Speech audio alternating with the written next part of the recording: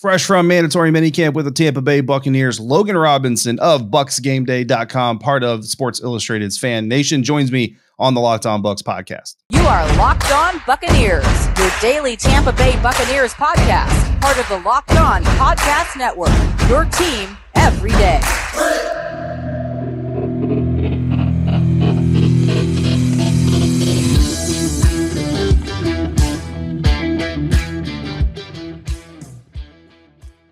What's up, Bucs Nation? Welcome to the Locked On Bucs podcast, part of the Locked On Podcast Network, your team every day. We are your daily podcast covering the Tampa Bay Buccaneers. We are free and available on all platforms, including YouTube. And we thank you for making us your first listen or your first view of the day. I am David Harrison, writer for BucsGameday.com. My co-host James Yarcho, the deputy editor of BucsNation.com, not here, but you can find him on Twitter at JYarcho_Bucs. You can find me at DHarrison82 and find the show at Locked On Bucs. Today's episode is brought to you by Blue Nile. Make your moment sparkle jewelry from BlueNile.com, and Locked On Podcast listeners get $50 off purchases of $500 or more. This podcast exclusive includes engagement rings, so use the promo code Locked On at checkout. Joining me now here on the Locked On Bucs podcast, Logan Robinson on Twitter at Logan's Twitty. Make sure you throw him a follow if you don't already. Founder and owner at Noel Game Day and Bucs Game Day, powered by Sports Illustrated, of course.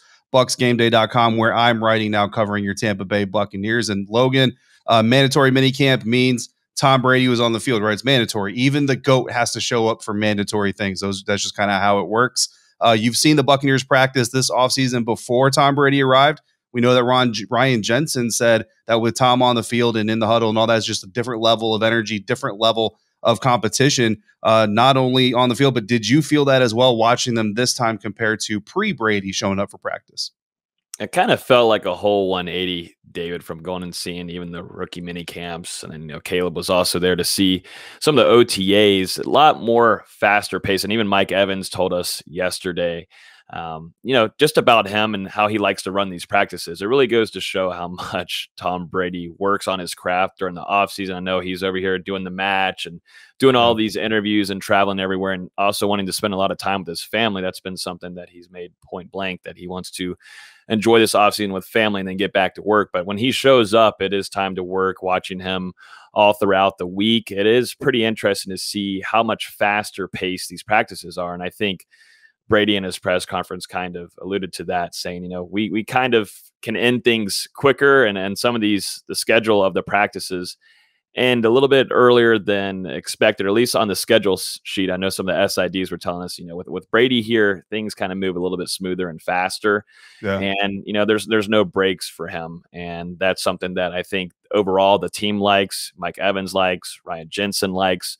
They want to get in there, get their work done, and move at a pace that, is ran by a guy that has won this many Super Bowls. And that's how they're going to do it. That's how they're going to run it. It's not only going to affect the offense, but it's going to affect the defense too. So that's something, just when Brady's in the house on the field, that's just how it's going to be.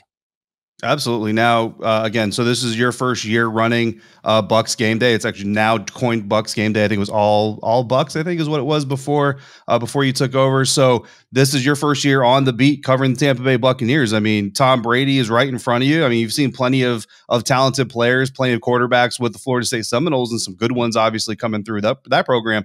But this is Tom Brady. So, I mean, let's be honest here, right? So we're media members. There's supposed to be no bias involved, but we're also football fans. How much of a kind of oh man, that's Tom Brady moment did you have, and how long did it take you to kind of click in and say, okay, back to the work that's involved?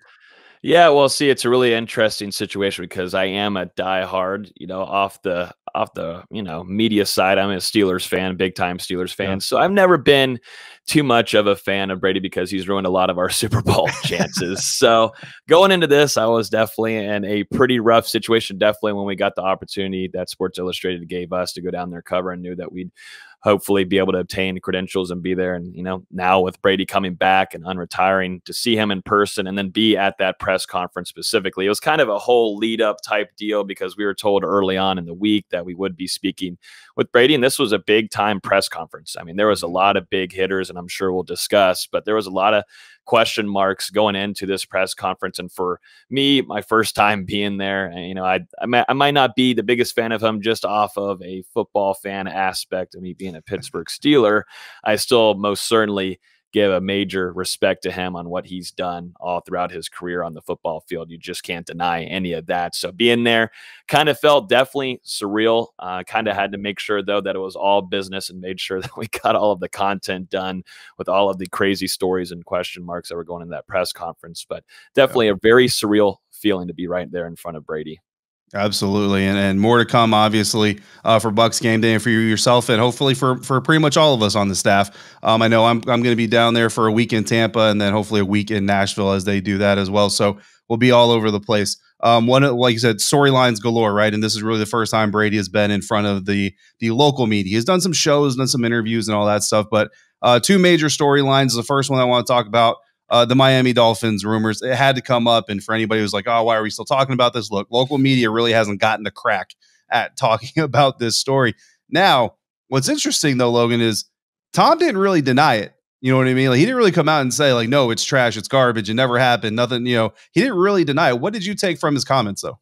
No, I definitely came away thinking, something, there had to have been some discussions, and that's practically what he said. He's not going to give us confirmation on anything. He doesn't have to do that. Maybe later on down the road, we'll get answers, but he doesn't have to tell us anything. But it was a little interesting there. If we're going to go, we'll bring it up too with Bruce Arians, where that comment was made and asking about their relationship. He said at point blank that was just, silly talk. They have a good relationship and really good communication. So that is all media and all fake there. But when it came to the Miami story here, which we've heavily covered at BucsGameday.com, that, he kind of kept that open to allowing to have the assumption from fans and the media that there maybe were some discussions there. And it showed, telling that there was opportunities everywhere that he goes. Definitely, he specifically put in a time period, 3 to 4 years, where he's, looking for things not only on the football field, but maybe on the outside. And, I know there was different rumors and reports from all different kinds of reporters and outlets, national media, that he was having discussions not only just to join the Buccaneers or join the Miami Dolphins as a quarterback, but also in the organization in that office. And so that's something where when he brought up opportunities and off the field, that it still all starts to kind of make sense, which now the conversation begins even more. And is Brady going to Miami? Was that a plan this off season? He talked to us. He said, I'm here. He kind of maneuvered it pretty quickly there in the latter half of his answer, because he does give definitely really good answers and lengthy ones, but he made sure at the end there, the last minute or so, to key in on, this is the team that I want to come play for. Bowles is here. You've got Bruce Arians still in the fold, which he said they have a really good relationship. He's not on the field type of guy anymore, but he's ready to play under Coach Bowles. And he also mentioned too, which we'll talk about, he came to play for Bruce Arians, and he talked about that relationship too. So, and he really does like these players, and you could see it during practice. He has really close connection with a lot of these guys, and you can tell with Mike Evans and some of the newcomers too that he's starting to build relationships with, and some of the free agents that the Buccaneers have brought in so far. There's a lot to kind of go with this story, but he didn't push it down completely. So we'll keep an eye on it. Absolutely. And of course, Tom is the quarterback that everybody's going to focus on, right? But there's also a question about the future. And, when Tom was quote unquote retired, is it going to be Blaine Gabbert? Is it going to be Kyle Trask? Is the team just going to kind of start rebuilding for the future? All these other questions, Deshaun Watson, Baker Mayfield, et cetera, et cetera. But now we know it's Tom, and then it's Blaine, and it's Kyle, and whether or not Kyle is going to overcome Blaine Gabbert for that second position and all those other things is to be determined. But looking at Blaine Gabbert, looking at Kyle Trask, even Ryan Griffin, like, did anything stand out about those three? Do you have kind of like a favorite quarterback from the minicamp of those guys?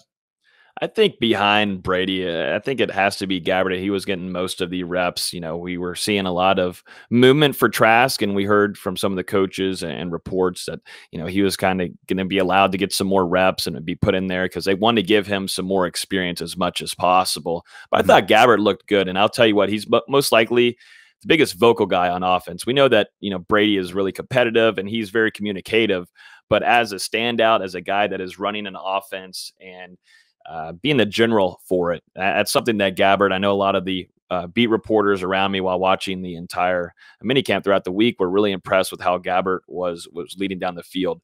It's nothing, on the same cycle as Brady does and how he runs that offense, but still as a guy that's going over and directing an offense and putting guys in positions where they need to be, along with, making sure the running backs are put in the right spot. There's some newcomers everywhere and guys learning the offense. So this is a veteran guy that knows what he's doing.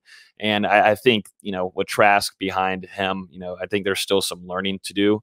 And, I think Gabbert is a guy that can easily back up and continue to back up Tom Brady, but you'd like to see Trask make a move up there because you see the physical attributes. You saw what he did at Florida, but can he run against a NFL defense where every week these guys are studying your film for 6 hours a day and they're preparing for you and they know exactly what kind of attributes you did at Florida and what you're doing on the NFL stage. So I think Gabbert is a guy that impressed me. I got to say, he was very vocal and felt like a general, and that's maybe something that he got off of Tom Brady, and it kind of switched to for Gabbert there when I saw him practicing before Brady arrived and one of the OTAs and the rookie mini camps. You get to see too, just how he works. And I think Gabbert's a good spot right now to be the backup for Brady. Still early. More with Logan Robinson coming out of the Tampa Bay Buccaneers mandatory mini camps coming up here in a minute. But first, let's talk about betonline.net, your number one source for all your betting, stats, and sports info. Find all the latest sports developments, news, and odds, including this year's basketball championship matchup, the NHL hockey conference finals, Major League Baseball, and of course, all the latest fighting news from MMA and UFC to boxing. BetOnline is your continued source for all your sporting wagering information, including live betting, esports, and more. So head to the website today or use your mobile device to learn more about the trends and the action at BetOnline, where the game starts. We'll get back to my conversation with Logan Robinson of BucsGameday here in just a minute, coming fresh out of the Buccaneers mandatory minicamp. But first, we have an important favor to ask all of you. We've put together a survey so we can learn more about listeners like you and make your favorite Locked On podcast even better. This is your opportunity to tell us what you like, what you don't like about Locked On Podcast. Go to lockedonpodcast.com/survey right now to get started. It won't take you very long. And everyone that completes the survey can qualify for a chance to win one of 10 $100 Ticketmaster gift cards.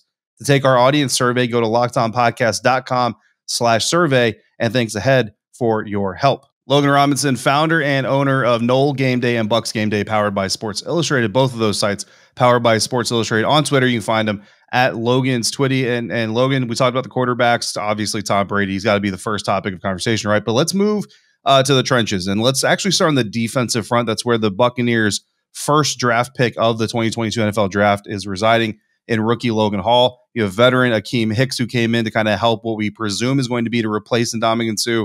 I mean, I don't know if we can stop saying presume at this point in time. I think it's pretty clear that Ndamukong Suh is not coming back. But what did you see out of both Logan and Akiem, and how do you think this defensive line looks as far as how they're meshing early on in this process?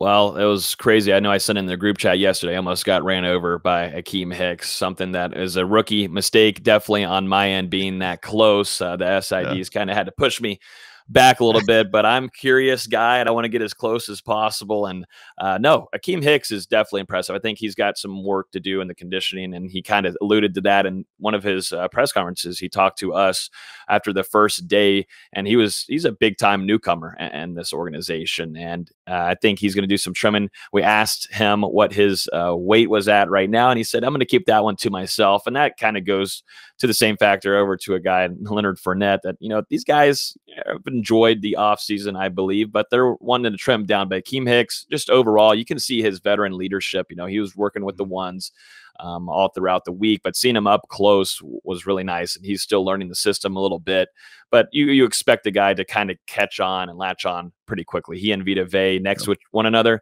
That's a scary look. I'll talk about Logan Hall with, man, the speed. That's something that a few of the other reporters that were there, we were discussing about how fast his get off is. He's got the size, and Coach Bowles talked about that too. He's got the size, he's got the factors, but they want to really see these guys in pads before anything happens. Definitely on Hall's side, because this is going to be his first time getting NFL experience. Akiem Hicks, you kind of know what you're going to get with him. So you're not too worried about him putting on the pads. But with Logan Hall, it's going to be interesting to see how he does. That's something Ryan Jensen also mentioned too.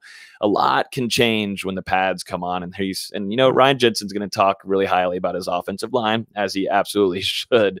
So it's understandable for Logan Hall to maybe take a little bit of time to get used to everything. But whenever it's shorts and they got the jerseys on, and just looking at him up close like we were yesterday, he's a very impressive guy. I mean, he's got the size, the length, the frame, but that get off speed is something that I think a lot of Tampa Bay Bucs fans should be excited for this upcoming season if he does end up contributing pretty early, which I think a lot of us are expecting. Yeah, I was saying, so all the intangibles, everything that you want in a guy, he looks the part. And like I said, we just got to see what happens when the helmets are really hitting and when the pads come on. I mean, I saw a report that Jalen Darden is kind of expected to be maybe a surprise player in this year's camp. And Buccaneers fans who predate Tom Brady will remember the infamous Kenny Bell, who always looked really great in shorts and jerseys. And then as soon as the pads came on, just disappeared off the field. So with guys like Jalen, no offense to Jalen, no shade intended. I'm going to wait until we see him possibly start taking some hits before we crown him the next great Bucs wide receiver. But on the other side of the trenches, offensive line has some questions. Shaq Mason traded in from the New England Patriots. Aaron Stinney, Super Bowl champion, right? Played the Super Bowl, helped them win the Super Bowl. So he's definitely got some experience. And then Luke Goedeke. I'm going to be honest with you, Logan. Every time I say his name, I'm worried that I'm saying it wrong because I can't ever remember the correct pronunciation. But anything you can glean from the rotation there on like who the quote unquote starters are, if we had to call them that here in minicamp stage? I think it's definitely a little early. I know a lot of the newcomers and then even the veterans guys during the press conference also didn't know how to go with Goedeke's name. That's what I think everybody's going off of here. But all three are definitely an impressive group. And Ryan Jensen talked about them and said there's a lot of learning to do. I think too, it's really early to maybe say on who maybe will end up starting on this group. And that might be a good thing. I mean, you're facing against a really good defensive line. I mean, that's something that I think Ryan Jensen is really excited for this upcoming camp, that going into training camp with you and me. Will be there in attendance for that. That's going to be something fun to watch because it's not only definitely going to make that offensive line better, but it's going to make it really competitive. You're going to find out who you're going to put there to start. And definitely whenever you're going into those battles where you're going to be facing, Miami on these practices, which I know you like a lot, David, during these practices, maybe not to the games, but when it comes to practices and stuff that's maybe kind of behind the scenes, you're going to find out who is going to be a starter. But there's definitely some high praise for some of these newcomers coming in, guys with some experience, some that are just fresh, new into the NFL world. And so I think it's going to be fun. I think we're going to find out a lot more once we get into training camp. Guys were kind of being shuffled around left and right. But, the main goal, number one, it always will be, is to protect Tom Brady back there and not allow any hits. And, Absolutely. Ryan Jensen being the general there for a lot of those younger guys and the newcomers is what you like, and that's something that Ryan Jensen talked about whenever he said Tom Brady's coming back. I didn't really make it a decision for him to come back, but he knew, that's the quarterback I want to play for. And he's going to make sure those guys are ready to block for him. Absolutely. This is going to be the third time on the Locked On Bucs podcast that I say I need to invite Ryan Jensen back onto the show. We had him on a couple years ago, and I need to get back in touch with his people. Maybe this time I'll actually remember to do it. Hopefully, he's a good person to talk to. Obviously, speaking of newcomers, though, there's some other rookies, right? We talked about Goedeke, Rachaad White. I almost put on my Arizona State hoodie for this interview, but I was like, we're going to talk about Rachaad. Let me leave the ASU gear on the side right now, just to clean things up. Cade Otton, I know he was catching some passes, but probably not doing a whole lot, right? Jake Camarda. I mean, if there's a position out there that you really can't take anything away from in minicamp, it's punters and place kickers. But Zion McCollum, Andre Anthony, anything there from those guys, and then Kieft. I mean, you were dropping some interesting things in the group text. So what was going on with Co there? I want to start off with Co because, yes, I was kind of trying to throw some stuff in there because I'm not going to just blow up y'all's phones just to throw in some silly stuff. Kieft kind of impressed a lot of us there by his catching abilities, and nobody was expecting that whatsoever. I think, how many career catches was it? I believe 12, 13. Like barely more than me. Yeah. Yeah. Play in college, obviously. So I think, definitely in the teens, David. And so watching him catch these balls left and right, some plays back to back. I mean, nothing too crazy. I will say though, on the first day, he caught one down the middle extremely impressive catch over the shoulder. And I think Coe is kind of showing, hey, I can be a versatile guy. Whenever we got to talk to him during, his first interview with us during the NFL draft, he said, I'm going to try to come in and work and do as much as I can, just like how, Gronkowski can be a two-way guy. He can block and he can also be a pass catcher. And I think that's something that Coe has in his mindset coming into the early parts of these camps. He definitely was really impressive. If Tampa Bay Bucs fans want to keep an eye on somebody, at least on the offensive side and in that tight end room, keep an eye on Coe. And, Cade has definitely the physical attributes. He's got the length, and he also caught a few touchdowns in the end zone when they were doing red zone team drills. And he definitely looks in, and he can go up and lengthy catch some of these balls over some of these DBs, and it's not even fair. So you like the tight end room. Going back to your guy, Rachaad, David, we didn't get to see him the first day, but second day he came out and was with the juice. And it's really, going off maybe just pictures, because that's all we kind of get to go off of until we get to see him in person. You could tell that this is a bigger cat. This is a bigger guy in person. I think he's still getting acclimated. It's nice to see him, be behind a little bit with Leonard Fournette. He's still, and Leonard Fournette brought up Rachaad in his press conference this week, talking about, Rachaad's quote and saying, I want to be the starting running back for the Tampa Bay Buccaneers. I want to be that guy. And Leonard said point blank, I would say, if not, I did say the same thing whenever I was a rookie. I want to come in and start immediately. And he respected that, but he also knows that he's going to have to compete with Leonard Fournette, who's also working on trimming down his body. And so, I think Rachaad is definitely an impressive specimen that I think you'll definitely look forward to. I don't know, David, you haven't even gotten the jersey yet, so we'll be waiting to see on that front. But I think those three guys, I think, were probably the most impressive so far to kind of stand out for us. We're kind of over here with the binoculars over here to our head, looking at everybody, but it's been impressive. But I think too, you can see the Rachaad White. He's not only just a guy that can run, but he's going to be a threat in the pass game too, and that's something that he did in his past college years. Final stretch here with Logan Robinson on Twitter, again at Logan's Twitty, founder and owner of Noles Game Day and Bucs Game Day, both sites powered by Sports Illustrated. You've touched on it a couple of times, so let's actually talk about this just real quick. James and I kind of already gave our takes. I feel like your take is probably going to be the same. Leonard Fournette. I saw a Twitter comments. Leftover Lenny, right, has appeared to mandatory minicamp, and again, I feel like Leonard Fournette can laugh at himself, so I don't feel like that would be offensive to him. If he hears it, but obviously he knows he's overweight. He knows he needs to get trimmed down. He's a veteran. He's going to do it. I don't think anybody's really worried about it, but are you at all worried about it? No, I don't think so. And like I said, you said earlier, this is my first time being in person and joining the beat here in Tampa. So I'm learning how these NFL guys work with their bodies and such. It's a lot different than how it is in college, where there's workouts going on now Monday through Friday here in Tallahassee. So, and it's all up to now these guys that get paid, they work on their bodies and they do what they want to do with them. And I think for me, I think it's just more upper body. He really impressive lower body wise. I feel like he's in good shape there, but I think there's definitely some top heaviness there that he can trim off 10 pounds. That's pretty much what he said. He told us, I believe he's around 240, 245 range. He wants to get down in that 230, 235 area. I think it's really just 10 pounds. That's something he can do. He was out there wearing a lot of the sweatshirts, making sure that he had the extra sweat coming off. So he was using a little bit of this mini camp to do his workouts. And he talked to, with Tom Brady, and they talked about, Leonard going up and visiting the Patriots, and Tom Brady saying, get your, down here. It's time to work out. And that's when Leonard knew that, I should probably start getting in shape, because Tom Brady's going to run me all around and we're going to do some routes and everything. So that's something that Leonard brought up, and I'm not too worried about that, David. I think he'll be just fine. This is a veteran guy that knows what he's done, and this is not his first. I think there's been some times before where he's packed on some pounds, but you know what? It's off season. He's enjoying it. I don't blame him. I might have added a couple more pounds during the summer. We're enjoying life. It's time to have fun, but you're right. You got to get ready for training camp. That's something Bowles said he's expecting every player to do. Don't be silly for this next month or so until that camp begins. And I'm expecting a veteran guy that is a leader there on that offense that, has made some plays, definitely big time in the playoffs. I think he's going to be fine. He's definitely impressive to see in person, though. I'll tell you, I do not want to get ran over by him. No, I wouldn't. I wouldn't recommend it. Another position group that's got some newcomers joining it that need to prove themselves and can't figure out who the starter is going to be, who's going to get the rotational reps. You pretty much assume the strong safety position is going to be a group effort. But Keanu Neal, Logan Ryan, the newcomers, Mike Edwards, obviously expected to have a role there too. What'd you take away from this new look safety group there with the Buccaneers?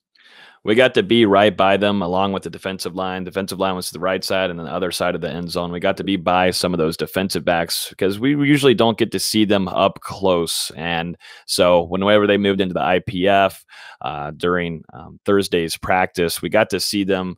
And just good to see Neal, really starting to build relationships with some of those defensive backs. And that's something I think he'll continue to do. He's been able to play at a few organizations. And I think really it's just going to have to see how well he meshes with a lot of this defensive backfield. Logan Ryan, too. The biggest thing with these guys, these are some good sized defensive backs. And I think that's something that, the Buccaneers wanted to make sure they had in their room going into this upcoming season. A lot of them, I will say, had some good coverages. They were putting a lot of passes into Tom Brady and maybe, putting a lot of different kind of routes ran on them. And for the most part, I thought Ryan, along with Neal, felt like they'd been here before, and that's a really good sign. It seems like they're acclimating well to the defense, and that's something that Tom Brady is going to probably continue to keep on working them, and that's something that I think too will help that defensive backfield a whole lot more. But I want to see some more out of them. I want to see a lot more out of them once it becomes facing some of these other teams that they'll be facing. Definitely whenever we get into the preseason, but like you said, your favorite part whenever some of these teams compete in camps. I think that's going to be the best part and seeing how well they're doing. But so far, at least in person, physicality wise and shape, absolutely. And they were making some plays, some tips on the ball, and we're in good coverage. I thought it was a very, very overall. If I came away from this, and it's just exactly what Bowles said in the press conference, recapping all this was a very competitive, energized, and talkative minicamp. And this was my first time. I don't know how to really go off of anything different, but it seemed like Bowles really liked what he saw, and even Tom Brady liked it. But Brady's always going to say you can always do better. So yeah, absolutely. And speaking of Tom Brady and trying to get better, his wide receiver group, Chris Godwin, Cyril Grayson recently said that he's going to surprise people with how quickly he comes back, but that doesn't necessarily mean week 1 or even necessarily week 4. Some of the projections are December. So if he comes back before Thanksgiving, that's going to be considered to be an early return. In the meantime, Russell Gage is expected to be a big part of this game, or the passing game. Scotty Miller, all the reports out of the Advent Health Training Center, one buck there, is that he's looking really, really good. Probably the best he's looked in a couple of years. And Tyler Johnson's actually a guy who came in overweight to training camp last year. What did you see from the wide receiver group? I think most specifically Russell Gage, since he is considered the guy to probably have the biggest role outside of Chris Godwin during his recovery.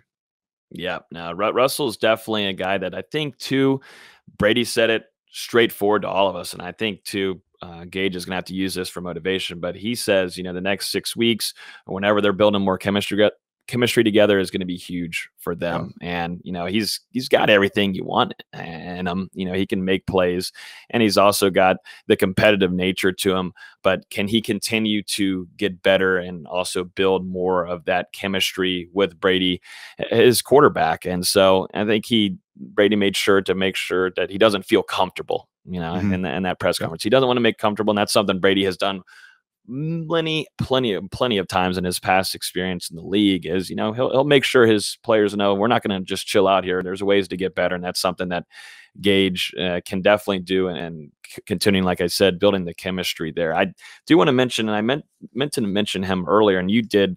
And we're going off of just shorts, and we're going off of jerseys and stuff. But Jalen Darden.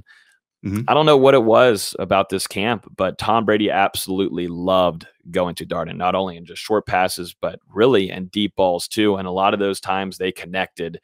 And, if that was an offensive guy that stood out to me, definitely in that wide receiver room, it was all day. It was number 1. And I had to pull up my sheet multiple times and be like, who is this number 1 guy? But Darden he's really impressive just for how his size is and the plays that he can make down the field. And I'm telling you, it felt like a lot with how it was for Big Ben going over to AB. It just kind of felt like his security blanket or a guy that can make plays after catch.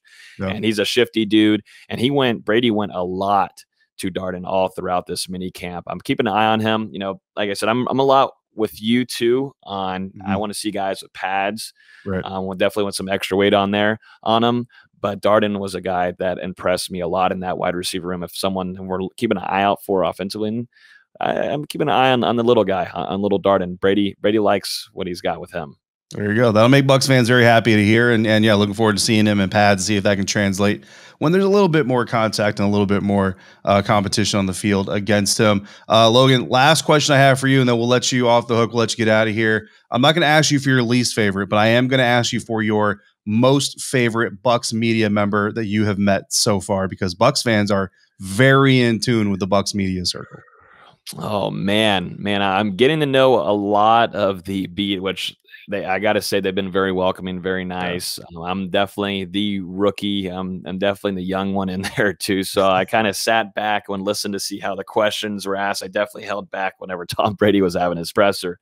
But definitely Greg Allman, you've kind of introduced me to him, someone that I should have followed early on once we got the opportunity with the SI to cover the Buccaneers. But just watching Greg, I got to get to know him a lot when we were sitting in that media room watching the NFL draft. Definitely on that last day, we were in there at 8-9 hours, but just for the amount of respect, I think, for a lot of the beat members there that really go nonstop and they really work as a team to cover.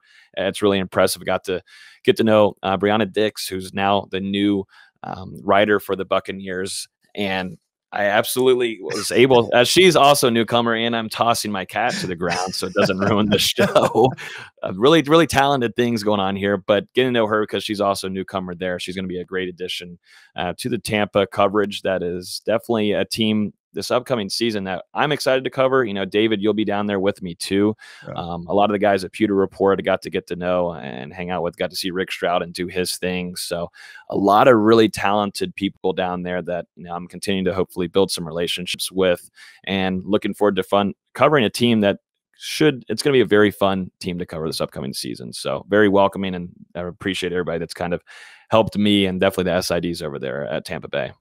Absolutely. It's going to be a fun season. It's a great group of people to work around there in the Bucs media group for the most part. Greg Allman, we call him the godfather of the Locked On Bucs podcast. He was the original host of this very show. And when he stepped away to kind of start doing his athletic thing and some other things, we were lucky enough to be able to follow in those footsteps and hopefully have made him proud with some of the things that we've done here. But Logan Robinson, fresh to the beat, but you guys, I say you guys because I was a little bit of a late starter to the group, but I mean, BucsGameday, killing the cover so far. A great group of guys that I've been enjoying getting to know you as well. Again, founder and owner of NoleGameday and BucsGameday, powered by Sports Illustrated.